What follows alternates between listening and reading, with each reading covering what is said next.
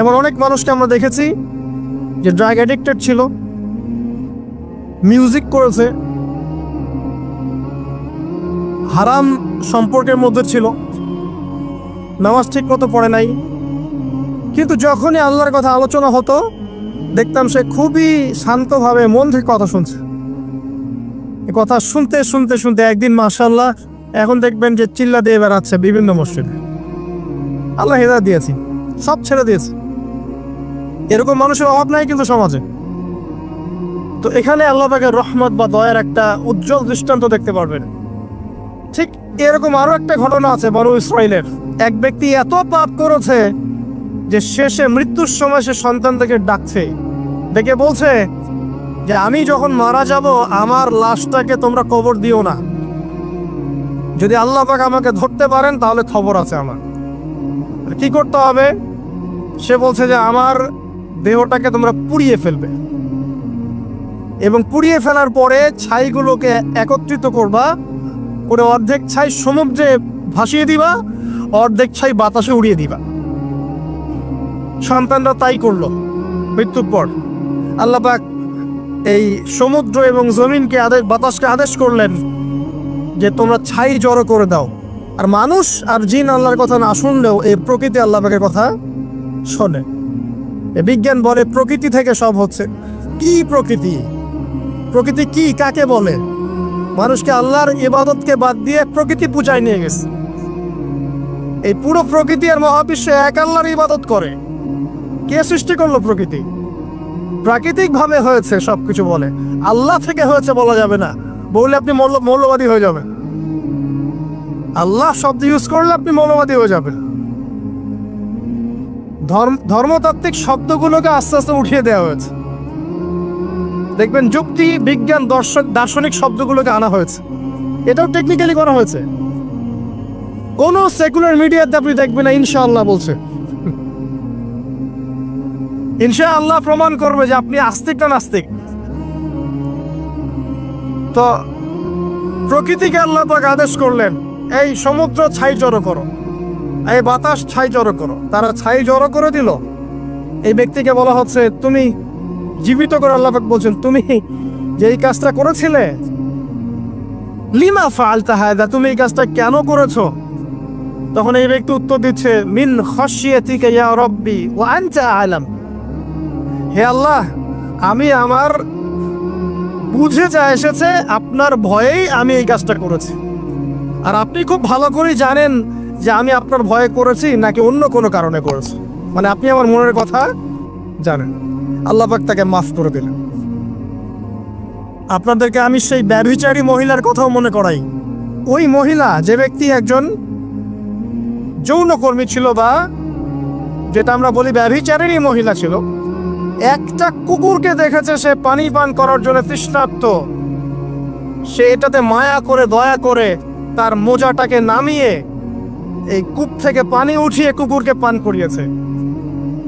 এই একটা কাজের বদৌলতে আল্লাহ রাব্বুল আলামিন এই ব্যভিচারী মহিলাকে মাফ করে জান্নাত দিয়ে দিয়েছে। হাদিসে এটাও এসেছে, নবী সাল্লাল্লাহু আলাইহি ওয়াসাল্লাম বলেছেন ইরহামু মান ফিল আরদ, তোমরা সবাই জমিনবাসীর প্রতি রহম করো। জমিনে মুসলিমই থাকতে হবে, তাদের প্রতি রহম করতে হবে এমন নয়, জমিনবাসী যারাই আছে সবার প্রতি রহম করো, জাতি ধর্ম বর্ণ নির্বিশেষে। এমনকি পশু পাখির প্রতিও দয়া করো। ইরহামু মান ফিল আরদ, জমিনে যা আছে সবার প্রতি রহম করো। ইয়ারহামুকুম মান ফিস সামা, যিনি আসমানে আছেন তিনি তোমাদের প্রতি রহম করবে ইনশাআল্লাহ। ইসলাম এই কথাগুলো বলেছে 1400 বছর আগে। আজকের এই বিশ্বের সো-কল্ড এই মডার্ন বিশ্বে যেখানে মানুষের রক্তের কোনো দাম নাই, সেখানে ইসলাম পশু পাখির অধিকার নিয়ে কথা বলেছে 1400 বছর আগে। কাদেরকে কি শেখাতে আসেন? কোরআন এবং সুন্নাহর বাইরে অভ্রান্ত সত্যের কোন উৎস আছে? এখানে যা আছে তাই চূড়ান্ত। মানতে চাইলে মানেন, না মানতে চাইলে জাহান্নামে যান। কেউ তো বাধ্য করছে না। লাকুম দীনুকুম ওয়ালিয়া দীন। আল্লাহ পাকের রহমত দেখেন। আর একটা ঘটনা আছে এমন, একটা বিড়ালকে বেঁধে রেখেছিল এক মহিলা, খাবার দেয় নাই, কষ্ট দিয়েছে। একটা বিড়ালকে খাবার না দিয়ে কষ্ট দেওয়ার কারণে এই মহিলাকে আল্লাহ পাক জাহান্নামে পাঠিয়েছে। এরকম কত ঘটনা আছে, এই ঘটনাগুলো হাদিসের পাতায় বর্ণিত আছে। কোরআনে কি বলছে দেখুন। কোরআনের আমি কয়েকটা পয়েন্ট আপনাদেরকে খালি বলছি, এটাই আমি সকালে ভাবছিলাম। আল্লাহ পাক আদম আলাইহিস সালামকে সৃষ্টি করেছেন আমরা সবাই জানি, কিন্তু আল্লাহ পাক সূরা সদের মধ্যে বলছেন ইবলিসকে, হে ইবলিস তোমাকে কিসে বারণ করলো আদমকে সিজদা করতে, যে আদমকে আমি নিজের হাত দিয়ে সৃষ্টি করেছি।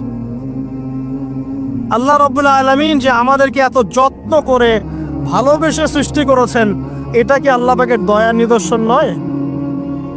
মহাবিশ্বের অন্য কোন মাখলুক সৃষ্টির ব্যাপারে আল্লাহ পাক বলেন নাই খলাকতু বিয়াদাই, আমি নিজ হাতে তাকে সৃষ্টি করেছি। শুধু সৃষ্টি নয়, সৃষ্টি করার পর আল্লাহ পাক তাকে সমস্ত নাম শিক্ষা দিয়েছেন। এই যে জ্ঞান শিক্ষা দেওয়া, জ্ঞান এটা আল্লাহ পাকের সবচেয়ে বড় নিদর্শনগুলোর মধ্যে অন্যতম, এবং আল্লাহ পাকের সবচেয়ে বড় দয়া আমার মত এটা। মানব জাতির উপরে আল্লাহ পাকের সবচেয়ে বড় দয়াটা হচ্ছে কি জানেন? আল্লাহ পাক আমাদেরকে জ্ঞান শিক্ষা দিয়েছেন, ওহী নাজিল করেছেন। এটা সব কিছুর ঊর্ধ্বে। কারণ আপনি তওবা করবেন, জ্ঞান লাগবে। নামাজ পড়বেন, জ্ঞান লাগবে। রোজা রাখবেন, জ্ঞান লাগবে। যাকাত দিবেন, ইলম লাগবে। আপনি দিনের যে কোনো আমল করেন, ইলম লাগবে। জান্নাত জাহান্নামের পথ খুঁজে পেতে হলে ইলম লাগবে। দেশ চালাবেন, ইলম লাগবে। অর্থনীতি চালাবেন, ইলম লাগবে। ইলম ছাড়া কিছু নাই, ইলমের উপরে কিচ্ছু নাই। এই ইলমটা আল্লাহ পাক কাকে শিক্ষা দিয়েছেন? আদম আলাইহিস সালামকে। আমরা তো শিখেছি সমাজবিজ্ঞান বইগুলোতে যে আমাদের পূর্বপুরুষরা নাকি গুহায় থাকতো আর গাছের ছাল পাতা খেয়ে থাকতো, তাই না? লতা পাতা খেয়ে থাকতো, গাছের ছাল পাতা খেয়ে থাকতো, পোশাক পরতো আর কি। বোগাস, দাম মিথ্যা কথা। আল্লাহ রাব্বুল আলামিন সূরা বাকারা এবং সূরা আরাফ পড়ে দেখেন, আল্লাহ পাক বলছেন যে আদম আলাইহিস সালামকে আল্লাহ পাক সমস্ত নাম জ্ঞান শিক্ষা দিয়েছেন।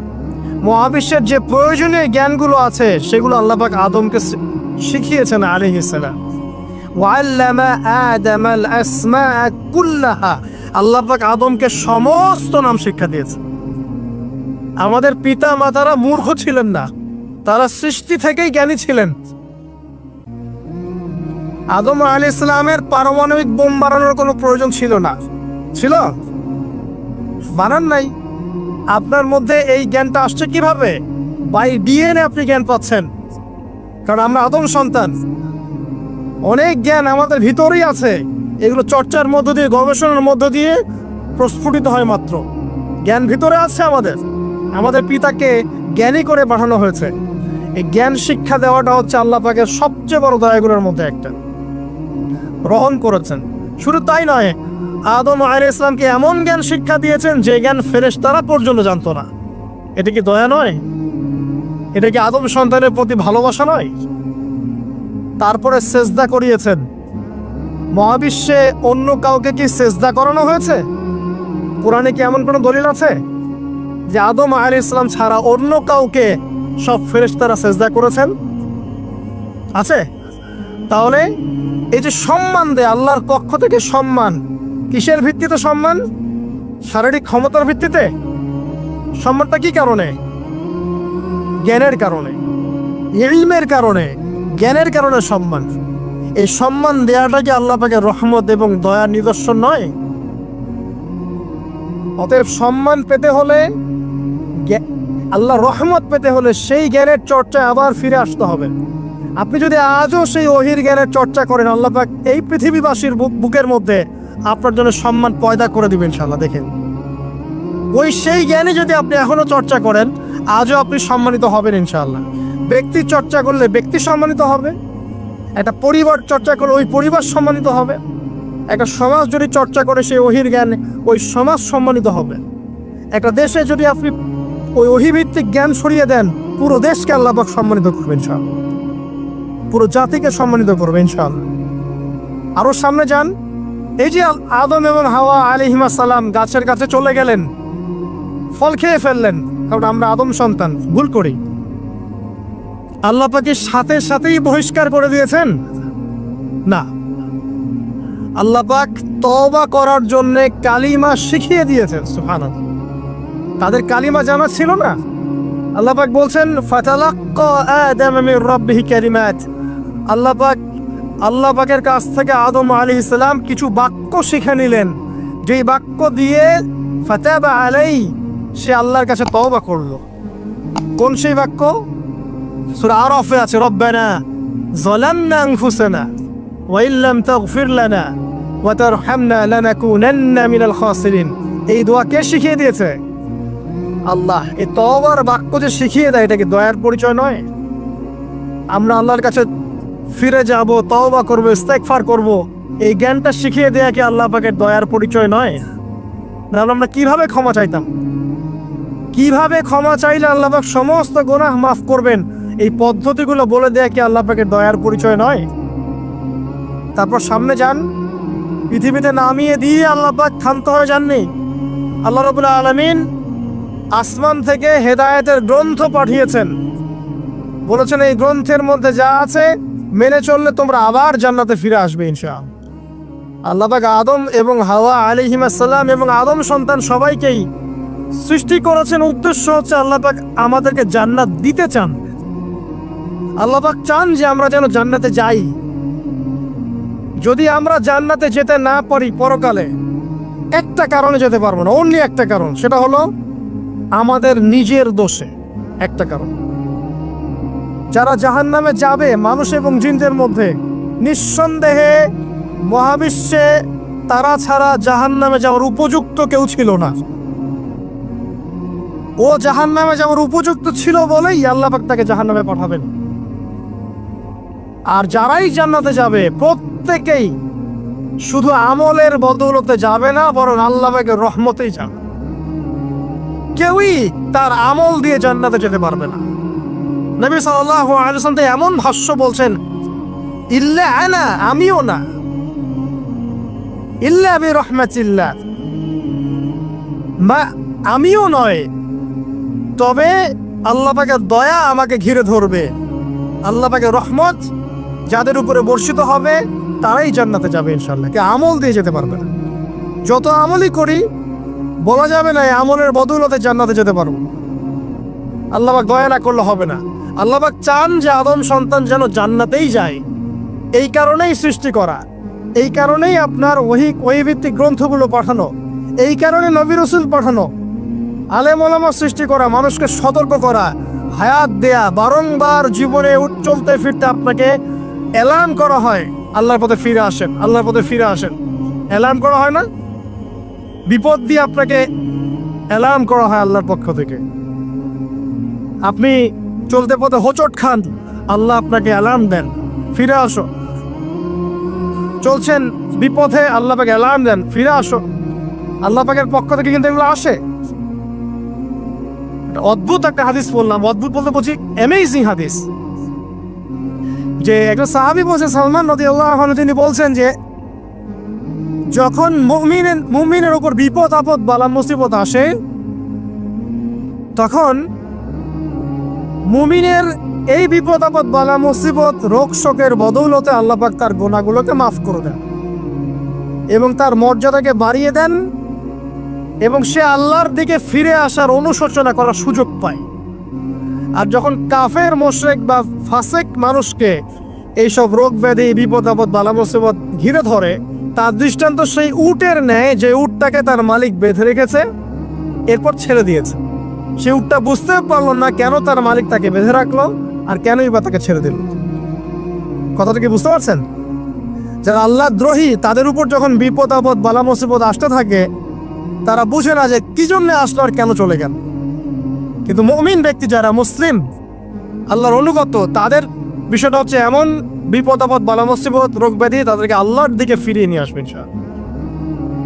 দেখুন, এই যে পৃথিবীতে নামিয়ে দেয়া, এরপর আল্লাহর পক্ষ থেকে ঐশী গ্রন্থগুলো পাঠানো, নবী রাসূল পাঠানো, আলেম ওলামা পাঠানো, আপনাকে হায়াত দেয়া, আপনাকে রিজিক দেয়া, এই শ্বাস নেওয়ার ক্ষমতা দেয়া, আপনাকে জ্ঞান বুদ্ধি দেয়া, বিবেক দেয়া। এই যে একটু আগে তেলাওয়াত করলো শুরুর আগে নবী মুসা আলাইহিস সালামের ঘটনা। বনু ইসরাইল একটার পর একটা অবাধ্যতা করেই গেছে। আল্লাহ পাক তারপরেও তাদের কাছে নবী পাঠিয়েছেন, নবী মুসাকে পাঠিয়েছেন। ফেরাউনের মতো জালেম শাসকের হাত থেকে বনু ইসরাইলকে আল্লাহ পাক উদ্ধার করেছেন। এটা কি দয়ার পরিচয় নয়? নবী মুসা আলাইহিস সালাম গাছের নিচে বসে আছেন, খাবার নাই, বাসস্থান নাই, কিচ্ছু নাই, বরং তার গায়ে একটা অপবাদ দেওয়া হয়েছে যে তিনি নাকি একজন মানুষকে খুন করেছে, অথচ তার ইন্টেনশন সেটা ছিল না।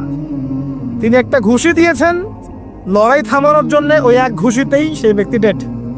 এবার তিনি গাছের নিচে বসে দোয়া করছেন, রব্বি ইন্নী লিমা আনজালতা ইলাইয়া মিন খায়রিন ফাকির।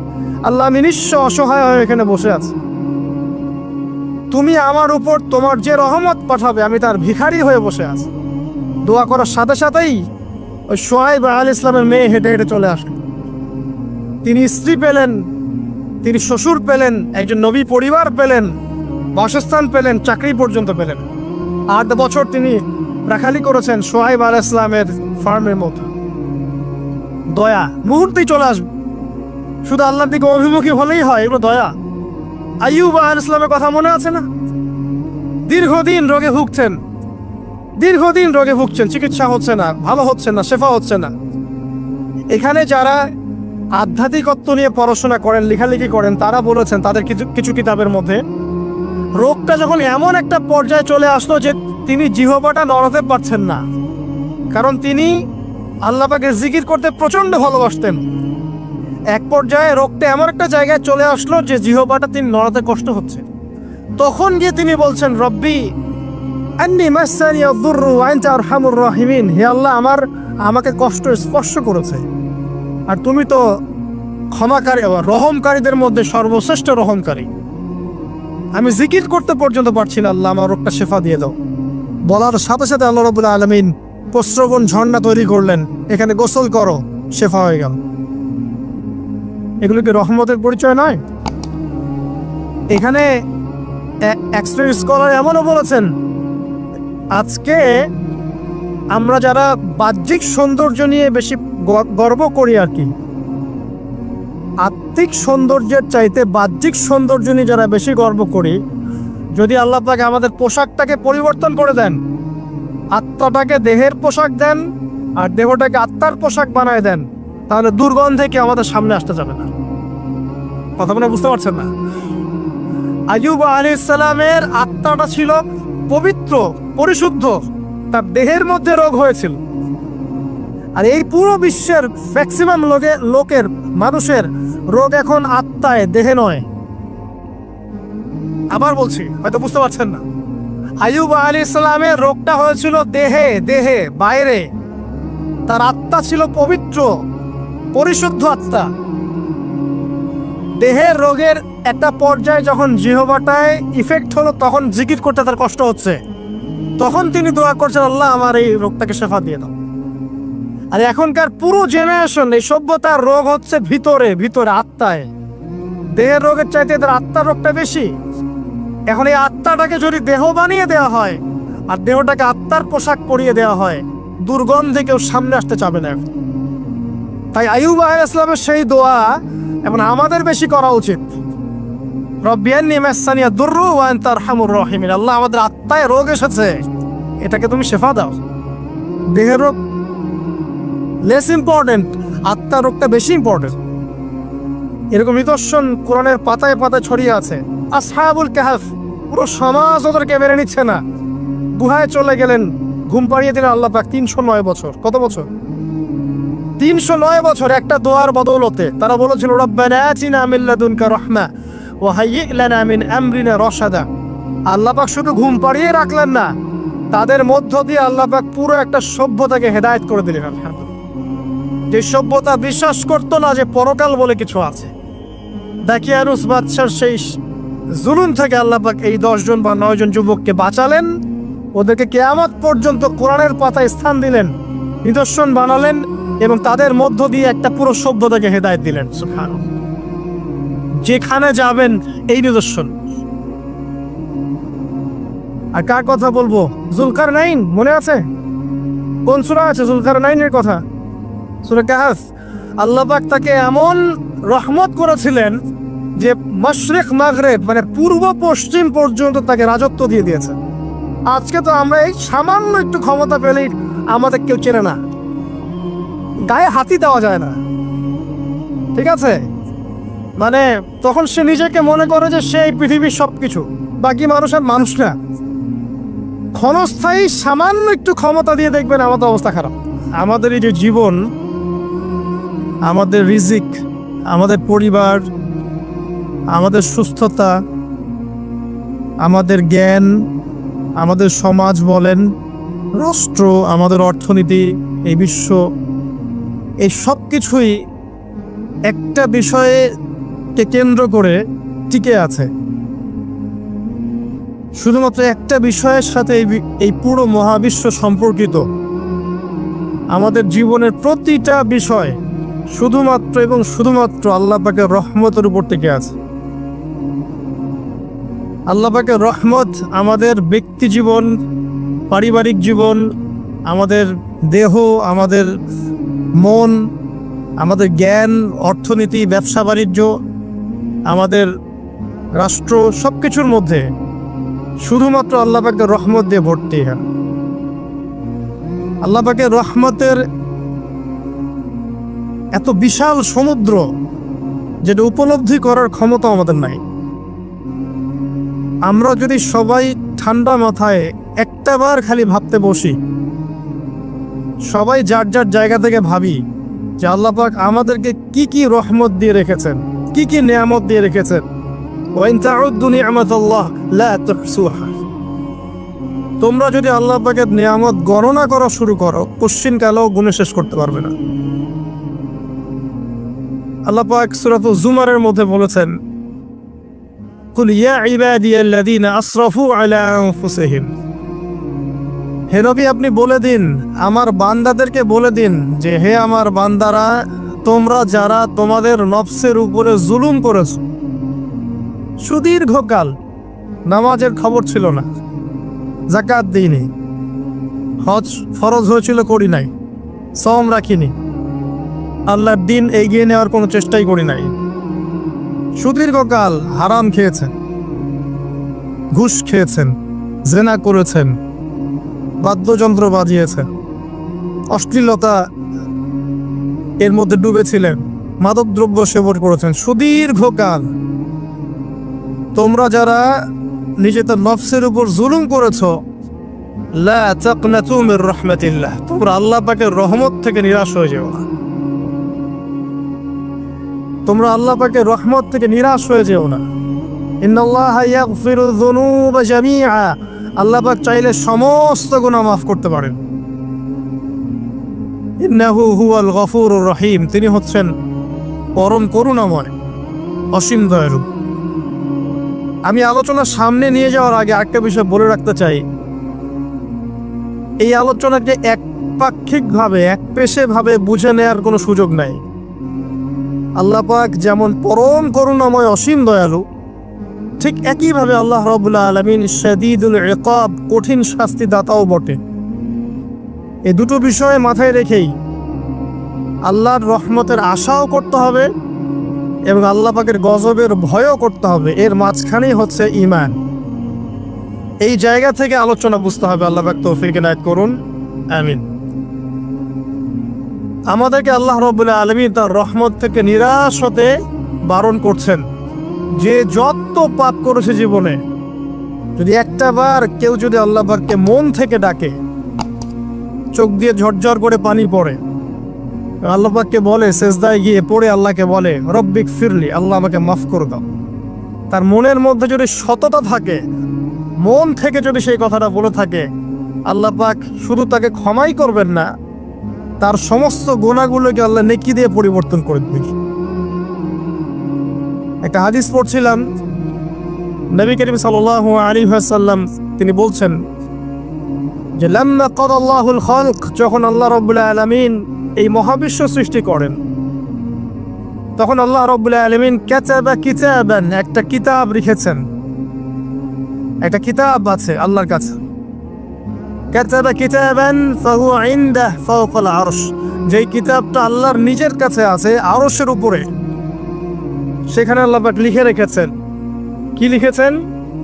ইন্না রাহমাতি সাবাকাত গদবি, প্রতিটা ক্ষেত্রেই আমার রহমত, আমার দয়া, আমার করুণা আমার গজবকে পরাজিত করেছে। মানে আল্লাহ রাব্বুল আলামিনের গজব এর উপরে আল্লাহ পাকের রহমত অবস্থান করছে। আজকে পারিবারিক ভাঙন বলেন, ব্যক্তি পর্যায়ের আত্মিক ধ্বংসই বলেন, সমাজের বিপর্যয় বলেন, যাই বলেন, পিছনে একটা বড় কারণ আছে। সেটা হলো আল্লাহ থেকে দূরে থাকা মানুষ, আল্লাহ থেকে হতাশ হয়ে যাওয়া। আর এই কাজটা শয়তান করিয়েছে মানুষকে আল্লাহ থেকে দূরে সরানোর জন্য। কিন্তু আল্লাহ রাব্বুল আলামিনের কাছে কেউ যদি যেতে চায়, মন থেকে যদি আল্লাহকে একটা বারও ডাকে, আল্লাহ পাক এক ডাকের মাধ্যমেও তার গুনাহ মাফ করতে পারে। দুজন ব্যক্তির ঘটনা পড়লাম। একজন ব্যক্তি প্রচন্ড রকম আবেদ, প্রচুর ইবাদত করে। আপনারা জানেন ইবলিসও কিন্তু আবেদ ছিল, ইবলিস কিন্তু প্রচুর ইবাদত করেছে। এখন ওই ব্যক্তির একজন বন্ধু ছিল, এটা বানু ইসরাইলের ঘটনা। তো সেই বন্ধু পাপী ছিল, বিভিন্ন কবিরা গুনাহ করত। আর এই আবেদ ব্যক্তি বারবার তাকে নসিহত করত, গুনাহ ছেড়ে দাও, তুমি পাপ করছো, গুনাহ ছেড়ে দাও। তখন সেই ব্যক্তি যে পাপ করছে সে বলতো যে আল্লাহ কি তোমাকে আমার রক্ষক বানিয়েছেন? আল্লাহ কি তোমাকে আমার উপর দারোগা বানিয়েছেন? আমাকে আল্লাহর হাতে ছেড়ে দাও, আমাকে নসিহত করতে এসো না। একদিন এই আবেদ ব্যক্তি তার বন্ধুকে একটা জঘন্য পাপ করতে দেখলো, এমন একটা পাপ যেটা দেখে তার মনে ধারণা আসলো এটা চরম জঘন্য একটা কাজ। তখন সে মুখ ফসকে বলে ফেললো যে আল্লাহ তোকে আর মাফ করবে না, আল্লাহ তোকে জান্নাত দিবে না। আল্লাহ রাব্বুল আলামিন মালাকুল মউতকে এই দুজনের কাছে পাঠালেন, দুজনের রূহকে কবজ করা হলো। এবার আল্লাহ পাক তার সামনে তাদেরকে উপস্থাপন করে বললেন যে তোমাকে আমার রহমত সম্পর্কে কে গ্যারান্টি দিয়েছে যে আমি কাউকে রহমত করব কি করব না?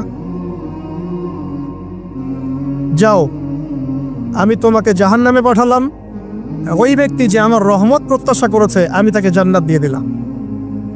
দেখুন, এই হাদিসটা শুনলে মনে হয় বাহ্যিক হয়তোবা মুখের একটা কথার কারণেই সে জাহান্নামে চলে গেল। আসলে বিষয়টা এমন নয়। বিষয়টা আমি আপনাকে বোঝাচ্ছি। বিষয়টা হচ্ছে ইবলিসের মতো। ইবলিস কিন্তু শুধু মন থেকেই বলেনি যে খলাকতানি মিন নার ওয়া খলাকতাহু মিন তিন, আমি কেন তাকে সিজদা করব আদমকে? আদম তো মাটির তৈরি আর আমি তো আগুনের তৈরি। এটা ইবলিসের শুধু মৌখিক স্টেটমেন্ট ছিল না, কারণ কি ছিল? আবা ওয়াস্তাকবার, সে উদ্ধত হয়েছিল, অহংকার প্রদর্শন করেছিল। ভিতর থেকে ইন্টারনালি সে অহংকারী ছিল, সে আন্ডার এস্টিমেট করে কথাটা বলেছে, শুধু মৌখিকভাবে বলে নাই। কিন্তু ঠিক এই ব্যক্তির ঘটনা এমনই, সে মন থেকে অহংকারী হয়ে উঠেছিল, যদিও বা সে আবেদ ছিল। এখানে আমরা যারা প্র্যাকটিসিং মুসলিম হওয়ার চেষ্টা করছি, আমাদের জন্য এখানে নিদর্শন আছে। অথচ নামাজ পড়েই ভেবে বসবেন না যে অনেক কিছু করে ফেলছে, এক চিল্লা দিয়ে মনে করে ফেলবেন না যে দিনের জন্য অনেক কিছু করে ফেলছে। একটা হজ করেছেন, ওমরা করেছেন, সিয়াম রেখেছেন, দিনের জন্য দান সদকা করেছেন, একটা মাদ্রাসা মসজিদ করেছেন, ভেবে বসবেন না আপনি সব অনেক কিছু করে ফেলেছেন এবং অন্যরা সব ককরোচ তেলাপোকা, ওরা জাহান্নামে যাবে, এমনটা মনে করবেন। জানি না আমরা যে কার আমলের কতটুকু আল্লাহর কাছে কবুল হচ্ছে। তো এখানে এই ব্যক্তির সমস্যা ছিল এই, সে নিজের আমলটাকে অনেক ভারী মনে করছিল এবং সে স্টেটমেন্ট দিয়ে ফেললো যে তোকে আল্লাহ পাক মাফ করবে না।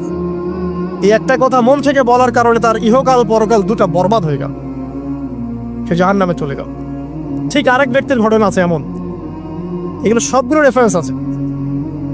এক ব্যক্তি প্রচুর ইবাদত করত, আল্লাহ পাক তার ইবাদত করার জন্যে পাহাড়ের চূড়ায় একটা সুন্দর ব্যবস্থাও করে দিয়েছিলেন। সেখানে ডালিম গাছ হতো, ঝর্ণা আসতো, খাবারের কোনো অভাব নাই। হাদিস এসেছে 500 বছর সে ইবাদত করেছে। কত বছর? কিয়ামতের মাঠে এই ব্যক্তির অবস্থা এমন হবে, তাকে জান্নাতে প্রবেশ করানোর জন্য নিয়ে যেতে বলা হবে যাও আমার রহমতে জান্নাতে চলে যাও। আল্লাহ পাক তাকে কথাটা বলবেন, কিন্তু এই ব্যক্তি বলবে আমার আমলের কারণে আল্লাহ পাক বলবেন আমার রহমতে জান্নাতে চলে যাও। ব্যক্তি বলবে আমার আমলের কারণে। আল্লাহ রাব্বুল আলামিন তখন তাকে দেওয়া সমস্ত নেয়ামতগুলোকে এক পাল্লায় করবেন আর তার সমস্ত আমলকে আরেক পাল্লায় করবেন। তারপর দেখা যাবে আল্লাহর সমস্ত নেয়ামত তার একটা চোখের সমান হয় নাই। কথা কি বুঝতে পারছেন? একটা চোখের যে নেয়ামত আল্লাহ পাকের, সমস্ত আমল ও 500 বছরের ইবাদত এতটুকু হয়নি। তারপর তাকে বলা হবে ওকে জাহান্নামে নিয়ে যাও। এবার জাহান্নামে যাওয়ার সময় সে বলবে, আল্লাহ তোমার রহমতে আমাকে মাফ করে দাও। তখন আল্লাহ পাক তাকে আবার ডেকে নিয়ে আসবে, বলবেন যে তোমাকে যে আমি ইবাদত করার জায়গা করে দিয়েছিলাম, এটা কি তুমি নিজে করেছো না আমি করেছি? সে বলবে আপনি করেছেন। তোমাকে যে আমি সৃষ্টি করেছিলাম তখন কি তুমি কোনো আমল করেছিলে? বলবে না। তাহলে তোমাকে যে সৃষ্টি করেছি আমি, এটা কি তোমার আমলের কারণে? না। তোমাকে সারা দুনিয়াতে এত নিয়ামত দিয়েছি, এটা কি তোমার আমলের কারণে? সে বলবে না। তখন তাকে জান্নাতে প্রবেশ করানো হবে। কিয়ামতের মাঠে এমন অনেক ঘটনা ঘটবে যেটা আমাদের চিন্তার বাইরে। আরেকজন ব্যক্তিকে ডেকে আনা হবে, যে ব্যক্তি একটা দুটা নয় বরং 100টা খুন করেছে। সে 99 জন মানুষকে হত্যা করার পর ফতোয়া খুঁজে বেড়াচ্ছিল যে আমার তওবা কবুল হবে কিনা। একজন আবেদের কাছে গিয়েছে। আবেদ আর আলেম কিন্তু এক জিনিস না। আবেদ মানে যে প্রচুর ইবাদত করে, তার জ্ঞান কম, সে শুধু জানে কিভাবে ইবাদত করতে হয়। আলেম হচ্ছে সে যে শরীয়তের গভীর জ্ঞান জানে, আবার ইবাদতও করে। আবার যারা জ্ঞান আছে আমল নাই, সেও কিন্তু প্রকৃত আলেম না। প্রচুর জ্ঞান আছে কিন্তু জ্ঞান অনুযায়ী আমল করে না, সেও কিন্তু প্রকৃত আলেম নন। এবার আসেন, তো এই আবেদের কাছে গিয়ে সে বলছে আমার কি ক্ষমা হবে? আমি 99টা খুন করেছি। সে বলল তোমার আবার ক্ষমা? তোমার ক্ষমা নাই। তখন এই ব্যক্তি এই আবেদকে হত্যা করে 100টা খুন পূর্ণ করলো, ওকেও সে মেরে ফেলছে। আমার ক্ষমাই হবে না তো তোর বেঁচে থাকার কি দরকার, তুইও মর। কি বুঝতে পারলেন? বর্তমান বিশ্বের উগ্র মাথার পলিটিশিয়ানদের মতো অবস্থা। আমার দেশের সমস্যা, তোর দেশ পারমাণবিক বোমের উড়াই দিব, মানে এরকম একটা অবস্থা। তো আল্লাহ রাব্বুল আলামিন এই ব্যক্তির মধ্যে একটা চেতনা তৈরি করলেন যে আমাকে তওবা করতে হবে। সে তখন সার্চ করতে লাগলো আরো কোনো আলেম আছে কিনা। এরপর অনেক দূরে একজন আলেমের সন্ধান পাওয়া গেল। সে সেখানে গেল, তাকে গিয়ে বললো আমার কি ক্ষমা হবে? সে আলেম তাকে বললো হ্যাঁ তোমারও ক্ষমা হতে পারে, যাও তুমি ইস্তেগফার করো এবং এই এলাকা থেকে অন্য এলাকায় চলে যাও। মানে যে এলাকায় তুমি অনেক দিন ছিলে, যেখানে তুমি অনেক পাপ কাজ করেছো, এখানে থাকার দরকার নাই। তওবা করে তুমি অন্য কোথাও চলে যাও, নতুন একটা জীবন শুরু করো। এখানে থাকলে হবে কি, তোমার স্মৃতিগুলো তোমাকে তাড়িয়ে বেড়াবে এবং মানুষ তোমাকে খারাপ নজরে দেখতেই থাকবে, তুমি তখন কষ্ট পাবে। এই জন্য তুমি চলে যাও। তো চলে যেতে যেতে সে রাস্তায় ইন্তেকাল করে। এবার তার রূহ নিবে কে? এই জন্য দুদল ফেরেশতা আসছেন, জান্নাতি এবং জাহান্নামী। তাদের মধ্যে বাক বিতর্কটা হচ্ছে কে রূহ নিয়ে যাবে। তো জাহান্নামী ফেরেশতারা বলছেন সে এতগুলো খুন করেছে, তার রূহটা আমরা নিব। আর জান্নাতি ফেরেশতারা বলছেন না, সে তওবা করতে এসেছিল, অতএব সে আল্লাহর অভিমুখী হয়েছে, তার রূহটা আমরা নিব। আল্লাহ পাক এখানে একটা কৌশল করলেন। আল্লাহ পাক ফেরেশতাদেরকে বললেন তোমরা রাস্তাটাকে পরিমাপ করে দেখো, যেদিকে যাচ্ছিল তার পরিমাপ বেশি নাকি যেখান থেকে এসেছে ওর পরিমাণ বেশি। আল্লাহ পাক জমিনকে আদেশ করলেন হে জমিন তুমি প্রশস্ত হয়ে যাও। এবার পরিমাপ করে দেখা গেল সে তওবার দিকে আসছিল, এর পরিমাণটা বেশি। এই একটা কাজের ওসিলায় আল্লাহ পাক তাকে মাফ করে দিলেন। মনে রাখবেন এটা মৌখিক বিষয় ছিল না, সে মন থেকে ভিতর থেকে কিন্তু সে আল্লাহর প্রতি অনুগত হয়েছিল। এই মনের বিষয়টা আল্লাহ ছাড়া কেউ জানে না। আপনি দেখতে পারেন সমাজে অনেকে দাড়ি টুপি পাগড়ি জুব্বা সব লাগিয়ে ঘুরছে, তো বিশ্বাস করেন তাদের মনটা এমনও হতে পারে যে জানোয়ারের চেয়েও কুৎসিত, এমনও হতে পারে। আবার আপনি দেখবেন সমাজে এমন অনেক মানুষ ঘুরছে যারা হয়তো অনেক পাপে লিপ্ত মনে হচ্ছে, কিন্তু মনের মধ্যে সততা আছে। আর যার মনের মধ্যে সততা আছে, আল্লাহ পাক কোনো না কোনো দিন ইনশাআল্লাহ তাকে হেদায়েত দিবে।